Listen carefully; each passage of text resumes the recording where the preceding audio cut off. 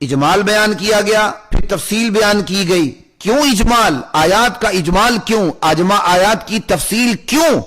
کہا لی اللہ تعبدوا الا اللہ. یہ سارا اجمال اس لیے ہوا، یہ ساری تفصیل اس لیے بیان کی گئی کہ تم ایک اللہ کے سوا کسی کی عبادت بجا نہ لاؤ. ایک اللہ کے سوا تم اپنی تقدیر کا مالک کسی کو نہ سمجھو. ایک اللہ کے سوا مشکلات میں کسی کو اپنا حاجت روا نہ سمجھو. ایک اللہ کے سوا تم کسی کے نام پہ نظر نیاز دیگ منت منوتی نہ دو. ایک اللہ کے سوا تم کسی کے لیے سجدہ نہ کرو. ایک اللہ کے سوا تم کسی کے گھر کے پھیرے نہ دو. آج عورتیں مزارات کے پھیرے لگاتی ہیں. یہ طواف نہیں تو اور کیا ہے؟ پھیرے صرف اللہ کے گھر کے ہیں، روزے رسول کے بھی پھیرے نہیں ہیں. تمام قلبی عبادات، قولی عبادات، بدنی عبادات، مالی عبادات، اللہ تعبدوا الا اللہ، صرف ایک اللہ کے لیے. یہ قرآن کریم کی تمام آیات کا اجمال اور قرآن کریم کی تمام آیات کی تفصیل صرف اور صرف اور صرف اس لیے کہ تم ایک اللہ کے علاوہ کسی کی عبادت نہ کرو. علی وجہ البصیرۃ قل هذه سبیلی ادعو الی اللہ علی بصیرۃ انا ومن اتبعنی. یہ ہے اللہ تعبدوا الا اللہ. اس سے کیا پتہ چلا حضرات محترم؟ سنیے، قرآن کریم کا بنیادی موضوع توحید، توحید اور صرف توحید ہے. باقی تمام مضامین قرآن کریم کے اس بنیادی موضوع کے مقابلے میں ثانوی حیثیت رکھتے ہیں. آخرت بھی اسی توحید کے لیے بیان ہوئی ہے، رسالت کا بیان بھی اسی توحید کے لیے ہوا ہے، ختم نبوت کا بیان بھی اسی توحید کے لیے ہوا ہے. گزشتہ امتوں کی سرگزشت انجام، اچھا انجام، عبرتناک انجام، اس کا بھی اسی توحید کے لیے بیان ہوا. قرآن کریم کا بنیادی موضوع توحید ہے. یہ آیات بتا رہی ہیں اللہ تعبدوا الا اللہ. اللہ کہتے ہیں میں نے اس قرآن کو پہلے مجمل بیان کیا، پھر اسی قرآن کو میں نے مفصل بیان کیا، صرف اس لیے کہ تم میری عبادت کرو، کسی اور کی نہ کرو. یہ قرآن کریم کا بنیادی موضوع ہے.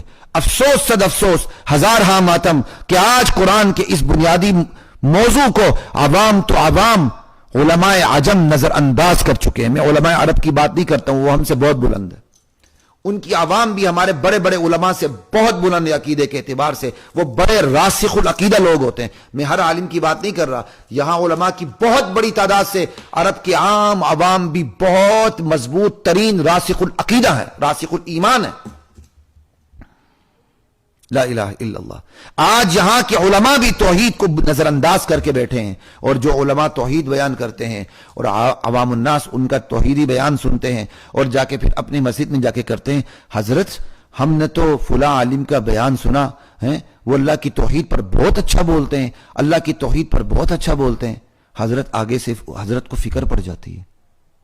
فکر کرنے کے بعد کہتے ہیں کہیں وہ فلاں گروپ سے تعلق تو نہیں رکھتا. اب میں کیا بتاؤں، یہ سوشل میڈیا میں سے زیادہ بات نہیں کر سکتا، آپ تو سمجھ گئے ہوں گے. آپ کی کتنی بدقسمتی ہے کہ آپ نے توحید کو بیان نہ کرنا اپنی علامت بنا لی ہے، اور جن کے بارے میں آپ کہتے ہیں وہ توحید بیان کرتے ہیں، ان کی کتنی خوش قسمتی ہے کہ آپ ان سے حسد رکھتے ہیں اور آپ نے ان کی علامت یہ بیان کر دی ہے کہ وہ توحید بیان کرتے ہیں. توحید توحید توحید توحید ہی کرتے رہتے ہیں.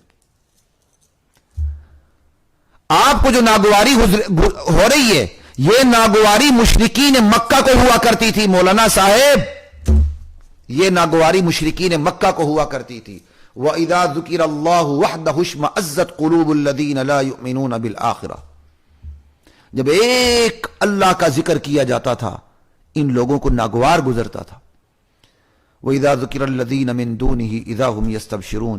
اللہ کے علاوہ دوسری ہستیوں کا ذکر کیا جاتا تھا، پھر یہ کھل جاتے تھے. آج یہی مصیبتیں آئی ہوئی ہیں. اللہ کی توحید ہو، اللہ کی توحید اس دھرتی پر سب سے زیادہ مظلوم ہے. رسول کی رسالت کے بارے میں یہاں کی قوم بہت حساس ہے، ہونا بھی چاہیے. خدا کی قسم، رسول کی رسالت کے بارے میں یہ قوم جتنی حساس ہے نا، اتنی ہی حساسیت یہ توحید کے بارے میں پیدا کر لیں. میں ضمانت دیتا ہوں عرب و عجم میں اس جیسی قوم نہیں ملے گی آپ کو، یہ سب سے آگے نکلے گی. لیکن اس کی سب سے بڑی کمزوری یہ ہے، یہ رسالت میں جتنی حساس ہے اور ہونا چاہیے، توحید بھی اتنی ہی بے حس نہیں ہونا چاہیے. چلیں آگے چلتے ہیں. اللہ تعبدوا الا اللہ. تو میں نے آپ کو بتا دیا، سورہ ہود نے یہ بات کرسٹل کلیئر کر دی کہ قرآن کریم کا بنیادی موضوع توحید باری تعالی ہے۔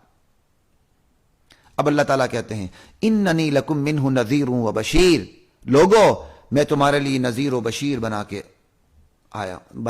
کے بھیجا گیا ہوں کہ میں تمہیں بیدار کروں، چکنا کروں، اللہ کے عذاب سے ڈراؤں، نافرمانی کے انجام سے ڈراؤں، تمہیں اللہ کی رضا کی خوشخبری دوں، جنت کی خوشخبری دوں۔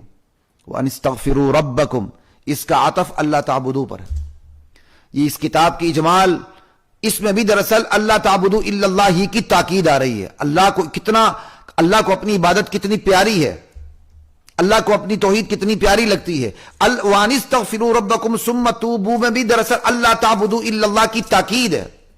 اللہ کہتے ہیں ہم نے یہ کتاب اتاری اس لیے، اس کا اجمال کیا